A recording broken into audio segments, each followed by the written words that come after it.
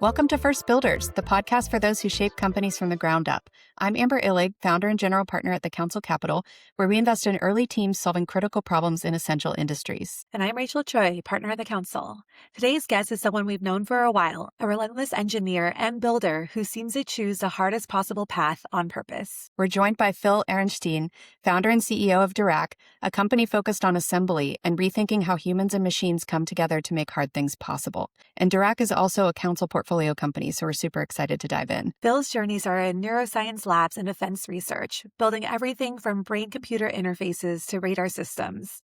Before founding Dirac, he also taught quantum software development at MIT's Lincoln Lab and built hardware systems for Northrop Grumman under top secret clearance. He's also a multi-time founder. Before Dirac, Phil launched a healthcare hardware startup tackling the opioid epidemic, developing a smart pill bottle system to help prevent misuse and improve patient safety. Phil, we're so happy to have you here. Welcome to First Builders. Thank you for having me. It's great to see you guys again. It's really cool that you guys are doing this. Yeah, it's been a while since we dug into your background and did our little due diligence before we invested in Dirac. So it was fun to go through everything that you've actually done before founding Dirac. But you've really worked at the intersection of neuroscience, robotics, and defense, fields that require so much patience and precision. What first drew you into building things that are so technically and intellectually hard? That's a great question. This is sort of a cliche, but there's this old JFK quote that's, we do things not because they are easy, but because they are hard.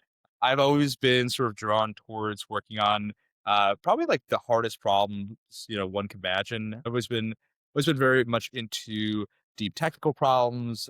Got a almost double major, got a minor in like pure math. I've always just been very interested in thinking very deeply about very difficult problems, and so I have run into a lot of that over the course of my very short career, and been fortunate enough to get to work on a handful of really cool ones. Yeah. And is it because it's coming really from curiosity or the challenge, or is it, combination or something else? I'd say both. It's funny. Another sort of cliche, but like kind of Jobs quote, right? You can only connect the dots looking backwards, never forwards. Like my curiosity has like led me into the deepest caves and, most interesting, weird rabbit holes, which have led me into like massive shifts in what I've been working on and thinking about. But like, if I tell the whole story of my whole life, it seems like a very natural like thread woven through like everything I've worked on. And so, yeah, I guess from a very, very young age, I was very much into like, when I was like 7 years old, I had like this Iron Man, or rather it was like a Marvel comic book, like biography, book that was very thick of like every Marvel character. Like the one that I flipped to at like 7 years old that like really fascinated me was like Tony Stark. And I was like, whoa, like this guy is working on really cool projects. This is like an inventor. I used to be really obsessed with like, inventing things and like building really cool technologies.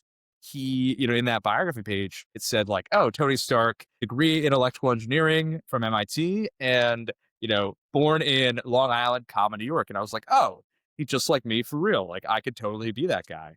And so I guess like that is where I first got like the sort of notion, like I can be a guy who builds cool, complex technologies. It's like literally the OG Iron Man movie was like the thing that got me.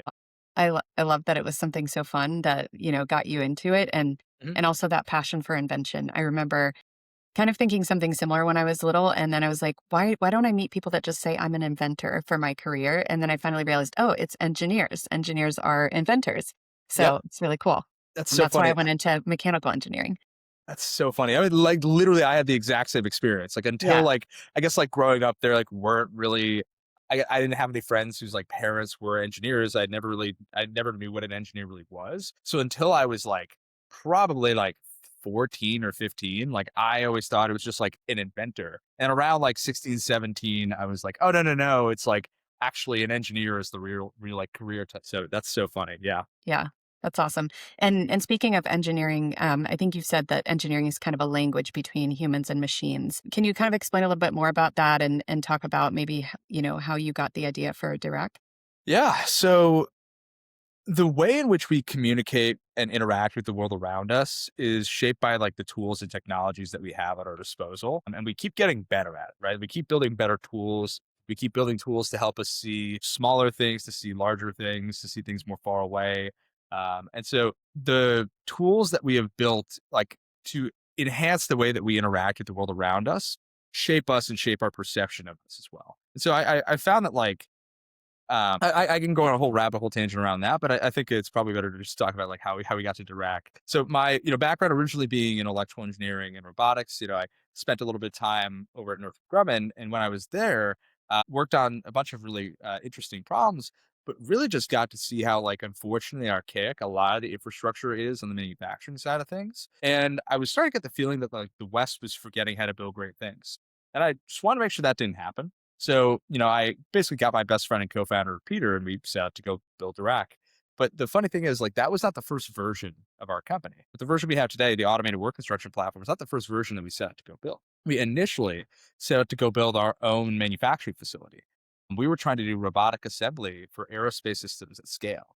And so we said, like, hey, I want to build this like robotic, automated manufacturing facility. I want to be able to have uh, I want to be able to take a CAD file as an input to this robotic assembly cell that we were trying to build and have it automatically figure out the sequence and then automatically figure out what paths to, take for an arm to insert a part, a component for an assembly process. And we went to like 90 aerospace manufacturers over the course of 6 months, and they all basically said, the factory concept seems pretty neat, but that visual that we were showing them, that simulation, that would actually, be really useful for their folks on the shop floor today.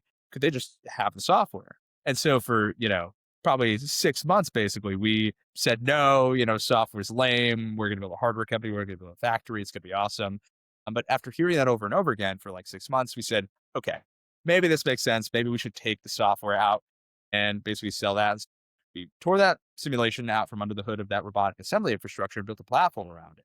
And that is actually what BuildOS is today. It's the first automated work instruction platform. So a little bit of a interesting, fun, and a little bit of a long and winding journey to get there, but here we are. Yeah, I love that story because I remember getting to know you when you were working on sort of like the factory of the future for aerospace. And Yep. unfortunately, I was not one that thought, hey, I'm going to invest in that moment.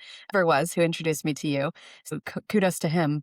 Mhm. I do remember the investor update you sent out when you first showed BuildOS. And I was like, oh my God, that's it. Because I had worked with so many manufacturing engineers that Mhm. had to like sit down at their computer for days or weeks on end, just converting designs into, assembly instructions. So it was easy to see how that was going to be adopted by manufacturers. So I love that you fought it for as long as you could because you love those hard problems. And then you said, hey, there's another hard problem we can solve here. So it's awesome.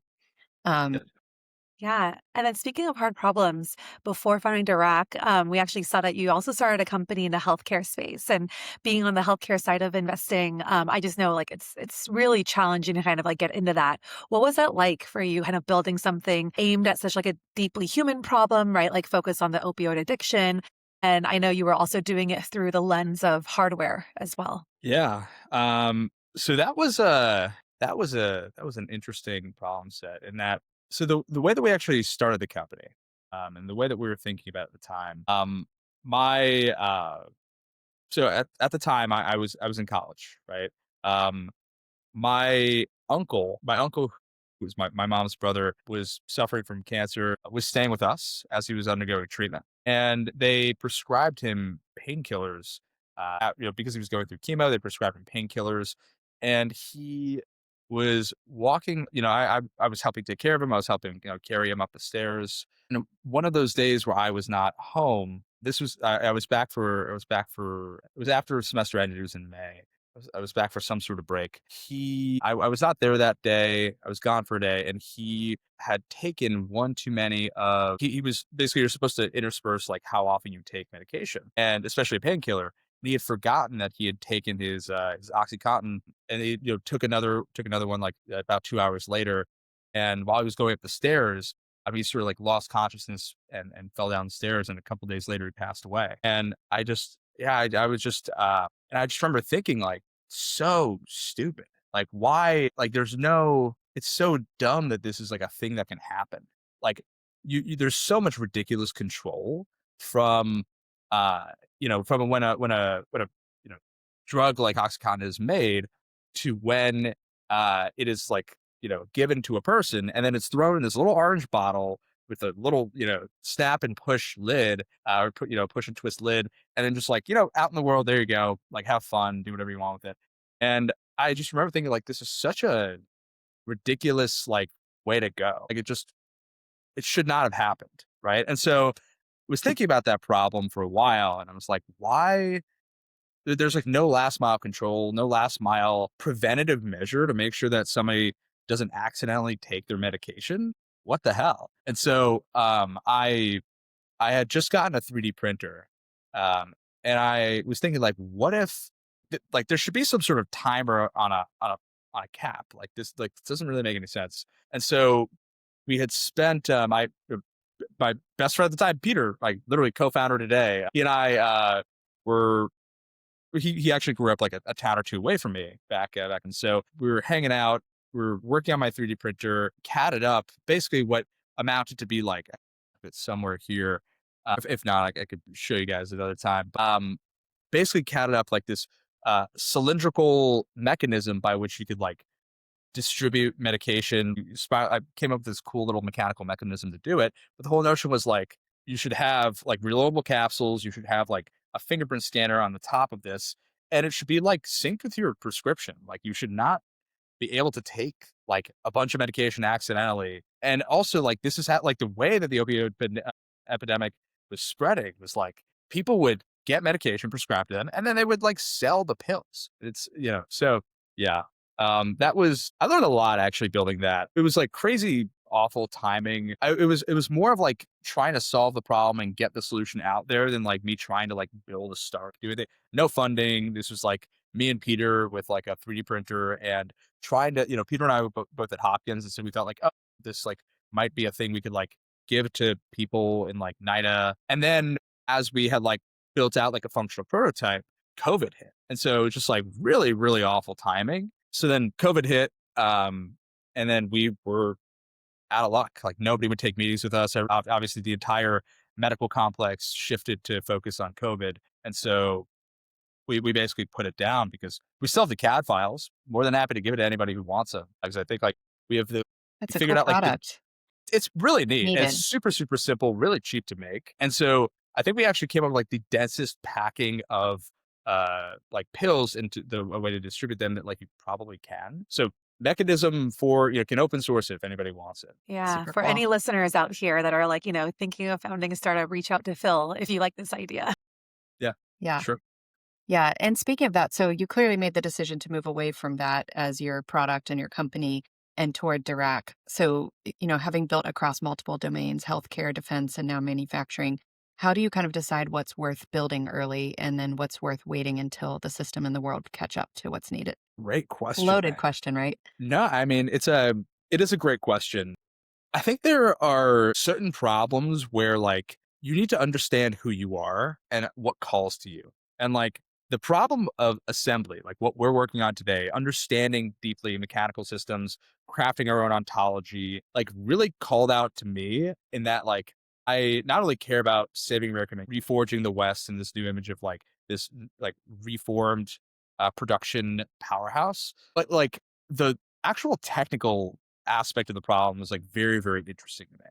So I think like a lot of people talk about like you have to have like the right to build something or have earned the right to build something. I feel like that is somewhat silly. Like I think you can build whatever you want. I don't think you owe it to anybody to build something or not to build something. But I think you need to be like possessed by like the spirit of this idea that is floating out there. Like I think it needs to keep you up at night. And I think like the world might not necessarily move as quickly as you do. Like you might be early to a thing, but I think it's your job as a founder to tell the story about why what you're doing. And so I think if you are like capable of telling that story, I think if you capability is not necessarily like did you take like a speaking like a public speaking class or something. Like I have never done any of that. It's like you can the actual like skills are practicable, but if this is something that you like feel so deeply about that like it calls to you in this sort of like spiritual sense that like the world needs this, and I am the person to like bring this thing to life. You have to feel as if you are possess the mandate of heaven to like work on this thing, and that like the stars will align for you to like execute on it. I think that is like the most important thing. I think like you have to remove all doubt that like you are not the guy or girl to like do this thing. I think like that is the most important aspect of it. I think it's like the self actualization of like you yourself as a person through like the solving of this problem is probably the most important part of it. And like Totally. through sheer determination and will, you just have to put the right pieces in place and get the right people involved and around to like make sure that you can actually win at the thing that you are doing. Yeah, and Uh, I can hear that kind of like just in your voice, like how you think about this is probably how you really feel about like Dirac, right? Like, just there's if you're not consumed by the problem, why even build? Like, it's not as worth it, right? Yeah, yeah, this is true. I find that like there are far too many people who work on things for the wrong reasons. I think that like and there are far too many people who don't work on the right things because they are afraid to or they're not sure. And I think like my advice to founders who are like who want to or who are thinking about it would be like take the jump, work on the thing if it is like something that consumes you. Like don't like everything else will work itself out. Yeah, totally. And then I know founders talk a lot about iteration, and it's totally different in the worlds of hardware and software. Like in hardware, you know, one change you make can cost, millions of dollars, shutting down production, everything to get it right. And then if you want to tweak one thing, you have to do it all over again. But then in software, you can make changes on the fly and do like, 1 to 2 week sprint cycles. So how have you kind of adapted to the software world, but then also continue to work with hardware manufacturers where they're still kind of in that reality? I'd love to hear that, how that kind of works at Dirac. Yeah. So it's us being a software company, we can iterate really quickly. We can take feedback. And because we can operate faster than the manufacturers that we work with, what we do and the value provide and how quickly we can react seems like magic to them, which is, a huge advantage for us as a company because we not only not only is our engineering team like really, really great, but we also like prioritize really effectively and we're able to execute in the right way really effectively, really quickly. And so for us, like a bit of a superpower is deeply understanding and spending an enormous amount of time with our customers. I mean, that allows us to win. It allows us to build a really, really great product that's 1,000 times better than anything out there today. And so I would say like that's where it's a plus, where like software moves faster than hardware. The place where it is a minus is when you think about budgetary cycles, when you think about the way in which like procurement works at a manufacturer, it works a lot slower than like a tech company or a startup might operate. And so factoring that into your mental calculus, your runway, your understanding of like how can I most effectively work with this company, like you really, really have to be ready for longer sales cycles than you were necessarily expecting, especially as like a software founder operating in a hardware. Well, yeah, that makes a lot of sense. And I know you said this kind of earlier too about how you love, tackling the hard problems. That's kind of one of the reasons why you like to build in this space. What does that look like for you in the day to day, and how do you make progress when it's not always very linear as well? That's a good question. There are a bunch of like very deeply intertwined problems for us that we work on. A lot of them are people problems. A lot of them are like product problems. A lot of them are us like deciding from talking to and working with many, many different types of manufacturers, what is the right way to do this? Some people would think that like, well, a certain set of processes are better for high mix, low volume, a certain other set are, better for high volume, low mix. The way in which you do production planning might be better for one vertical versus another. And a lot of what we're trying to do is 80/20, find like the absolute best hard coded perspectives on like what advantages can we take from like a high mix low volume production environment and bring to the opposite type of environment, right? And then vice versa. And so how do we then build like the high speed rail for both of these companies?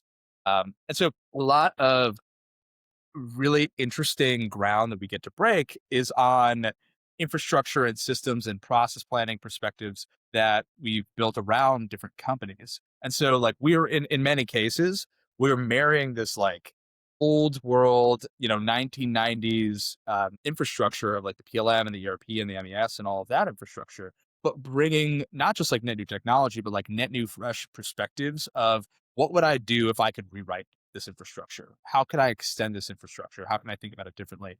And then how can I bring like the perspective of I want to automate different pieces of this workflow into into that infrastructure.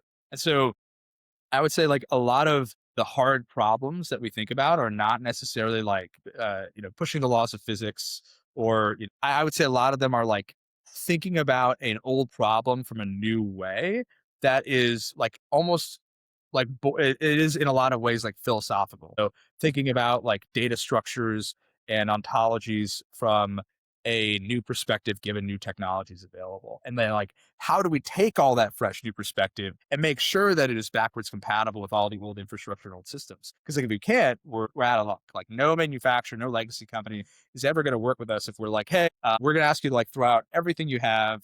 It's not gonna work. Sorry, infrastructure. And so there's this interesting backwards compatibility, but forward automatability dichotomy that we're like living in. We're sort of able to like, because we're at least in the world that we live in, we're kind of the only ones thinking about this problem set in the way that we're thinking about it. We have a lot of very cool greenfield opportunities where we can be like a thought leader and guide some really, really big companies in their thinking on it too. So been Yeah. fortunate to that effect. Yeah. What's been sort of the willingness of manufacturers to consider like using new software that could reduce lead times across their process and things like that? Really high, honestly. It's run into like a couple of different like key archetypes at a manufacturing facility where like I think today, more frequently than maybe 5 years ago, people are definitely willing to like try new stuff. More people are retiring, more people are worried about competitive dynamics with China. And so we're in this position where like we're working on not just like a really cool problem set that like and building a product that like radically improves quality of life for folks, but we're doing it at a time when people are like, okay, we've been resistant to change for a while. No more kidding around. Like it's time we actually like do something different. So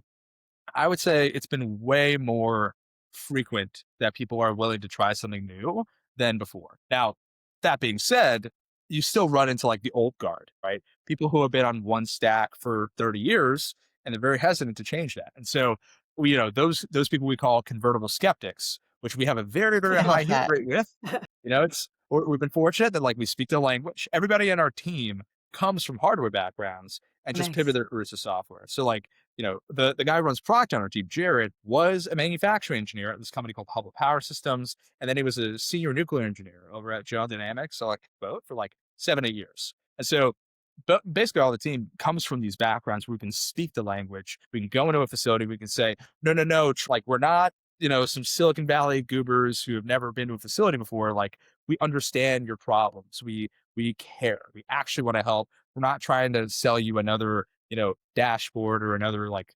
database software that like they've been sold for the past, 20, 30 years. And so it's building trust with the customer is the most important job that we have, and making sure that they like understand that we are there to help them win, not just there to like charge them, a bunch of money and say, see you later.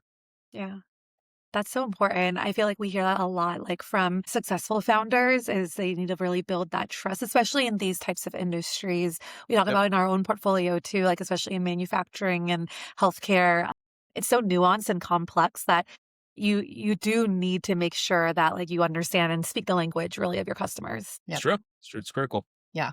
I remember at our AGM, you might remember this, Phil, because it was like 2 years ago, and I think you were in the room, but one of our ag tech founders was, on a panel, and he said like his customers would actually be like offended if he started every conversation with, I have a PhD in machine learning and AI, because they're like, I Yep. don't necessarily care or, need all that. Like, I just need my production to run smoothly. If you're going to come in and pitch me on increasing my revenue or lowering my costs, that's great. But like all the other stuff doesn't really matter. I just want to know what the end result is going to be and how much time I need to go down to implement new software.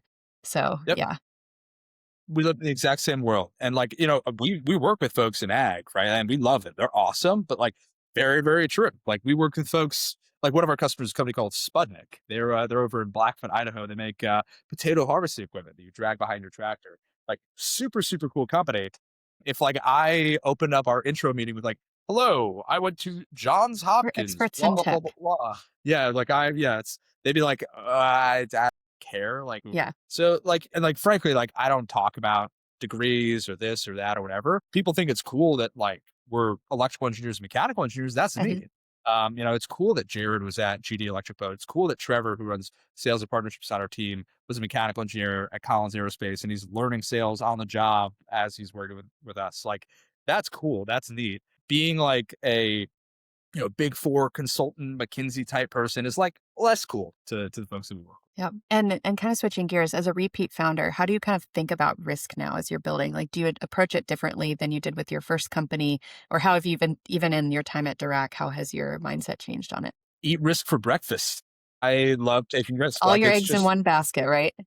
yeah, Yeah. no, I mean, like, seriously, just levered up. Like, that is like the way to do it. Like, it's like you decide that you have the mandate of heaven, and then you aggressively execute against the things that you think make sense. Like, if it's like, think about it like this: there's like this Pascal's wager of risk of like, if you don't do that, like, if you do the thing and you're right, then awesome. If you do the thing and you're wrong, then you learn something. If you don't do the thing and you're right, then like you're SOL. If you don't do the thing and you're wrong, then you're like, phew, but still didn't get anything done. Yeah. So like, always just do the thing. Yeah. That's kind of my case. Like, what's cool is like, the more bigger the company grows, the more customers you work with, the bigger swings I could take, the more aggressive risks I can take, but probably also like fewer risks I can take. So there's like this interesting, like, in the early lifetime of the company, I could take 10,000 shots, and they would all be like tiny shots. But now, like, company's grown. We're still super early as a company in general, but like, I can take much bigger swings. But like, because we, now have like a finite amount of capital, and the magnitude of the swings are larger because they like take more capital, or they might take like more effort or manpower or something. I can't necessarily take as many of them because we don't have as much bandwidth. And so, there's sort of this interesting trade-off there. So like, take many, many, many, many, many swings, because the only thing you can do is learn from them. Yeah, totally. And let's talk about Dirac a little bit. So I think on LinkedIn, on your LinkedIn, actually, you describe the work as simply focused on assembly. What does that phrase mean to you? Yeah. So that's funny. We are the assembly company after all. A lot of people in this world care about how to make parts. We kind of don't really. We care about how to put them together. And it turns out like a lot of people care about how things fit together in this world, right? We, as like a company today, focus on automating work instructions. We're generating assembly instructions for manufacturing team, for a manufacturing engineer, from a CAD file. But for us, like, there's so much more out there in the world of like, how does this thing come together? Um, that like look like what will go expand out into. Like, today we are like this point solution for automating work instructions. Broadly, our plan, like, to expand out into a platform, looks like us getting into things like automated factory layout planning, automated maintenance and repair instructions, getting more into like design for manufacturability, and like a whole bunch of more stuff. It's just that, there are other people in a manufacturing facility that care about how things fit together in the real world, right? Like, I think about like every piece of information in a manufacturing facility is a node in a very deeply interconnected graph. And so for us, like, a module in BuildOS, a work, the work instruction, the factory layout planner, looks like us drawing a rectangle around like a really tightly bundled, tightly networked, portion of that graph. And we also think about it as like, have you ever heard the adage of like, three blind men and an elephant? No, I don't know that one. It's a neat one. So it's like, there's three blind men surrounding an elephant. The first feels the trunk, says, oh, it's got to be a snake. Second feels the leg, says, oh, it's got to be like a tree. Third feels the tail, says, no, definitely it's like a piece of rope. But they're all feeling an elephant. They all have a different piece of context that is sort of like keeping them from seeing the whole picture. And so we think that like the factory is the elephant, right? Every person in a manufacturing facility is one piece of context that it gives them one piece of the broader picture. And so that's, a manufacturing engineer, an industrial engineer, somebody working on maintenance repair, an operator, folks on the design side. And so like, what we like view ourselves as building out is more perspectives and lenses and filters and views by which to look at the elephant, right? To look at the factory and interact with the factory and add net new context and information to it as well. And so, yeah, that's like, it's kind of how we think. That's awesome. I love that analogy. Um, yeah, and then can you kind of paint us a picture of what it kind of looks like on the inside of Dirac today, and how your team has kind of changed over time? Yeah, I mean, it's really cool to grow from just being like myself and my co-founder and, us and the OG, we had four people on the team originally, super, super early days. Now we're at 19 people. We're aggressively hiring. Still early days, right? Still super early days. We're now, in New York, in the Empire State Building. If you look behind me, that is Awesome. Hudson Yards. Like that's not like a painting. That's like a real. That's like the window behind me. So we're very fortunate. We're super blessed to like be able to be in this building. And so I would say the team is very, very patriotic. We're like I would say as a culture, the things that make us tick, the things that we care about, is that everybody is high agency, high autonomy, based align American values in mind. We care about reshoring American manufacturing. We care about rebuilding like the West's edge in production capacity. I would say some of the most important attributes of like what makes somebody a great fit for our team is, do you care about American manufacturing? It's like seems like a very like obvious benign question, but like as it turns out, some people just like generically want to work on like a cool thing, Mm. or they want to work at like founders fund backed company or something like that. Like this, we're very fortunate that we get to work with Trey over at Founders Fund. We're blessed to, is involved in our seed round and stuff. But I would say like, there are frequently people who like join a company just because of who backed them. And what I try to index on more heavily is, what do you care about? What matters to you? And so that is what like the shape of the Diracian has come to look like. It is folks who are extraordinarily aggressive, very high agency, very high autonomy, and just want to win and want America to win.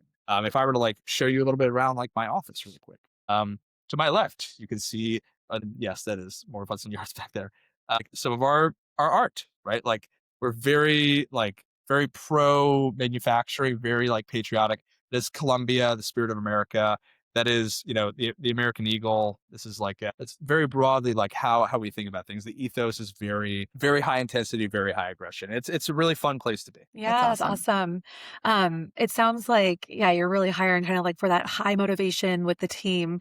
But I want to touch back on something that you mentioned earlier, plus even actually when we first started a conversation around like the reshoring American manufacturing. What does that mean to you? Like the reindustrialization, reshoring, like, and how do you think about this? And I think there's like different ways that people think about like American dynamism and reshoring and reindustrialization. Yeah, I mean, I believe that the West's strength was forged upon our capacity to build. Over the past like 30 years, we have more heavily as a country, as a society, like indexed more on like blue collar jobs are bad. We should send kids to college. They should get like liberal arts degrees. Like we can let somebody across the ocean care about how our things are made.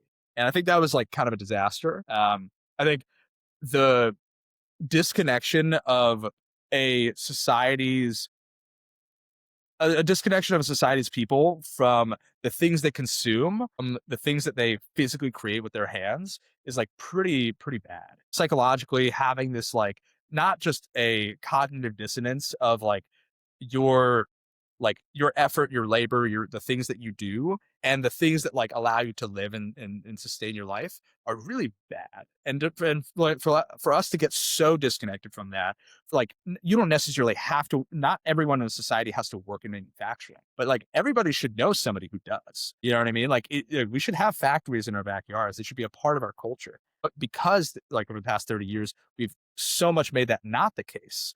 We have lived in this sort of like post 1991 higher level of like Maslow's hierarchy of needs, like social states that such that like we do not care about how things get pulled out of the earth and turned into something new, and then we use a thing or we like consume a thing. And I think that's like rotted not only our society but like in our culture, but like a lot of the ways that our brains operate. I think it's been like really bad. And so I think like to think about like what lives at like lower levels of like Maslow's hierarchy of needs for like humanity, for like a culture, for society. It's like at the very, very base case, it is like food, water, shelter, right? Like I need to like not feel like I'm starving to like actualize, right?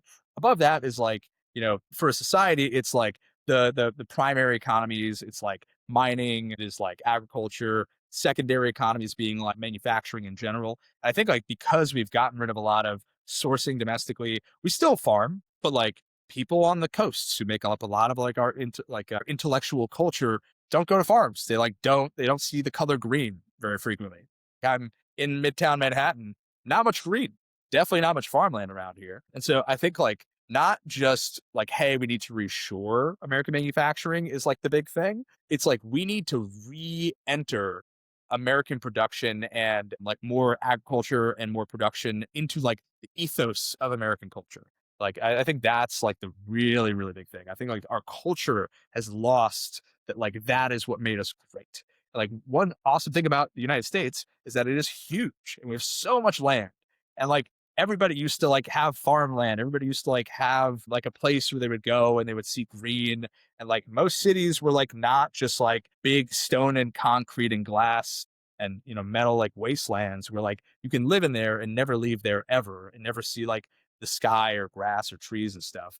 I think like the reintegration of that into our culture and our popular like thought processes would be like pretty necessary for us to like not be on the downward trend that it seems like we might be on or might soon be on. Yeah, it's interesting to see like a lot of our country's success comes out of the Industrial Revolution, where it was like people are out there forging railroads and doing all sorts of stuff. And then we just basically entered like a society of convenience. Like it almost maps to me back to like 50s and 60s, and maybe even like when I was little in the 80s, when it's like all about TV dinners. Like, let's just do whatever's easy. And maybe around the same time, we were like, let's also just outsource everything and make our lives a little bit easier. And it almost just spread to all areas of our lives. So, yeah, it is interesting to see this reindustrialization effort happening. And I hope, I think we're limited too in terms of like the number of facilities that we have active right now in the US. Like we have the physical space, but a lot of Mhm. these factories have actually been shut down through this era of convenience. So it's going to be interesting to see like who picks up the rope and starts running with it. So Yep. appreciate what you're doing too, because without things like robotics and software that will allow us to do a lot in a very little bit of time, it's going to be an uphill battle. So that's cool. I agree. We want smart labor. We don't want cheap labor, right? Like we can do more with less. It is actually possible. Yep. And how do you kind of define your success at this stage? Like what milestones kind of tell you that you're on the right track with Dirac and your customers? It's a good question. I mean, if you asked me 2 years ago, what is the consent? Like, how do people feel about what we are doing? I would say all of our, like all the prospective customers we talk to are pretty excited about it. But like people don't quite get it. As in like non-customers don't quite get it. I would say for the most part, I think where we've started to succeed more is like it has now entered more popularly, more publicly that like, hey, what we're working on is matters. And I think we've been able to tell the story well enough that like it's now more and more common that people will be like very understanding of the problem set, understanding of like the criticality of it. And I think like we've done a good job storytelling that like people who are non-technical, people who are not from the industry are able to like get like this is something that matters. I think that's been great. And then also like, customer reception, product's been being built and rebuilt to be better and better. And so we are now generating a lot of value for folks. We're making a lot of people's lives better. And yeah, I think that's been a lot of the proof points for us. Revenue is also great, but like I would say that the real thing is like the stories, the anecdotes, the value props, the like, hey, we were able to hit this production deadline. We were able to get a lot more done with a lot less. And we were able to keep this production this production on live because we were able to like codify this tribal knowledge with Dirac's work instructions, as opposed to like literally just taking the SKU off of a website and then we just don't offer this piece of equipment anymore. Cool. Those anecdotes have been really Yeah, that's awesome. Well, we're going to switch a little bit over into our rapid fire questions. So sure. say whatever just comes like, top of mind for you. And I'll let Amber go first. Yeah. So first off, what's an underrated skill for a first builder or somebody who's like an early hire at your company that might have feature founder DNA? Ooh, agency for sure. Like, can you just get the thing done? Do you get blocked? You cannot get blocked. That is the thing. Like, not getting blocked is the thing. What's one tool or mental framework that you rely on every day? Ooh, there's a lot. I'm trying to think of like what's like an easy one to like say really quickly, even though I'm taking a little bit long to respond to this question. Jobs to be done, but just like in delegation of like who actually owns a thing. Jobs to be done is a really good one because you like can really, really more straightforwardly boil down like what is somebody responsible for. And when you have a lot of cross-functional, many hat like type of organizations, who is actually supposed to be working on that, and like how can you effectively like collaborate with them to get that thing done. What's a book, idea, or mentor that shaped how you lead? Xenophon's book, Cyrus the Great, core reading requirement for our company, for our team. Cyrus the Great, excellent leader. If you can sort of like go back in history and think about like the greats, right? Who did Napoleon read? Napoleon read Caesar, right? Who did Julius Caesar read? He read of Alexander the Great. Who did Alexander read? He read of Cyrus the Great. Xenophon's Cyrus the Great is a spectacular book about leadership and the right way to grow a team. Awesome. Very cool. I'll have to check it out. Yeah. And what's a one belief that you hold strongly and maybe even controversially about building or innovation? It doesn't matter, get it done is sort of like like a lot of people will be like, no, like you have to get it done more delicately. Like what if? Um, like the end result is what matters. Driving value is what matters. You can have like the coolest technical implementation ever. And if you don't get it done in time, like it doesn't matter. Like deadlines matter more than technical complexity. And then what's something you've had to unlearn as a founder since starting Dirac? Good one. Talking less, to be honest. Like I'm as you could already kind of tell on the pod, I ramble, I talk, like I feel the need to give everyone context. And like as an engineer by background, I believe that everything should be self-contained. Like you should be able to hear me speak and have all of the information to understand all of the things that I'm saying within that soundbite, within that like monologue. And so something I've had to unlearn or try to like get better at is like just say less, say fewer things. It's very tough because I like really, really want to give people more context. You I think and me context both, is king. Phil. Oh my gosh, Yeah. that's I'm the also lesson the I'm same. learning. I always want to Tough. give all the context either in the memos, in the email. It's like, no, can I take this out? Awesome. Awesome. Well, Phil, thank you so much for joining us today. Where can people follow your work and learn more about Dirac? And is there anything that you want to shamelessly plug while you're on the podcast? You can follow me on Twitter. You can find us on Twitter or LinkedIn. My handle is FILARONS, Phil Aarons. You can find us on Twitter, Dirac Inc. And our website, diracinc.com. So we are selling the software. The software is live, is rock and rolling. We have an integration with Team Center. We can serve the largest and most complex of companies. It is self-hostable. It is ITAR compliant. If you were a defense company, if you're like if you're an OEM, we are vertical agnostic with all sorts of different types of folks. If you have parts and they fit together, you can be a great customer. If you are listening, you're a manufacturer, reach out. We are biting off a lot more than we can chew right now, so we're hiring aggressively, but we will take you on anyway. That's awesome. Well, thank you so much for joining us and really appreciated the chat. It was fun to dive in. Thank you for having me. It's fun. All right. Thanks, Phil.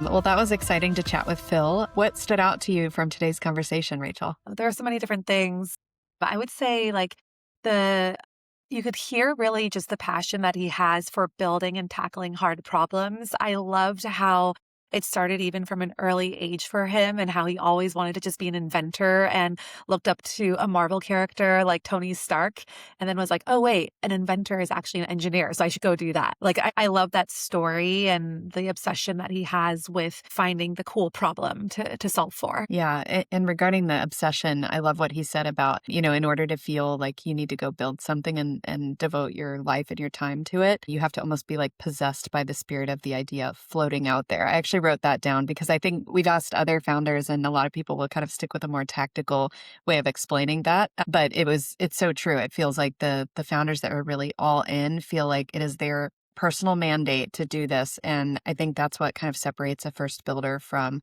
the average founder or average operator is that they will not stop until they've achieved their mission and they have high agency, just like his early hires that he likes. So I thought that was great. Yeah, no, absolutely. And I also loved like how he really prioritized like folks that are really dedicated to also reshoring and reindustrialization. It's not just folks who want to join a cool company, building cool things, being at a founders fund backed company, but having a alignment in the mission as well. Those are the types of hires that he's, prioritizing for. I think it's really critical. Yeah. And I loved the elephant analogy too. I can't believe I hadn't heard that one before, but Yeah, it's so good. But yeah, it did remind me a lot of my time in manufacturing and new product introduction at Apple because it would be like, I'm focused on scaling up the operation. So I'm kind of like looking over the entire facility at two different sites and saying, is it going to be ready for mass production? And then I would have coworkers that are looking at the exact same problem, but from a completely different angle. They'd be thinking, do we have all the equipment ready? And has it been tested and has it been validated? And which pieces of equipment are performing better than others? And then there would be somebody looking from a different angle in the factory, just thinking through like materials, like how many different sources of this one screw should we have for the final iPhone? Do we need to put that screw through to know that it's going to be the one or the final design? And so I think like there is a lot of interest in reindustrialization right now. And we see a lot of pitches from founders in manufacturing tech.